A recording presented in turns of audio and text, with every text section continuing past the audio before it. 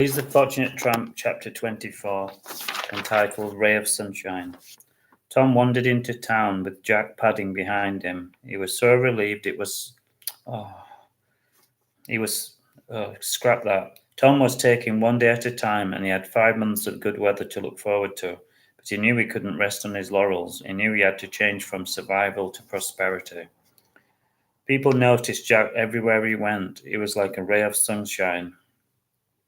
Tom happily tucked into his breakfast, and he happily passed Jack a sausage, which he munched on furiously. When Tom had finished, he felt very full, and he patted his belly, and knew he was definitely out of shape. He looked like Father Christmas with his stomach and unshaven face. When he was young, 1,000 years ago, he had been in the college athletics team, and he regularly ran 5 miles across country. He had loved the freedom, but sadly, now when he looked down, he wondered where it had all gone. That's it, he said. Jack, it's time for a long walk. Jack's ears pricked up and his eyes sparkled. Tom unhooked his belt and hooked it round Jack's collar. He wasn't sure where they were going, and he knew they had to find some countryside. They headed for the outskirts of town. Jack definitely knew something was up. He was panting heavily. His little legs were going 10 to the dozen.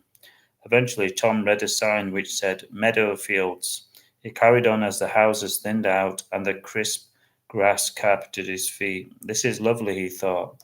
There were daffodils lining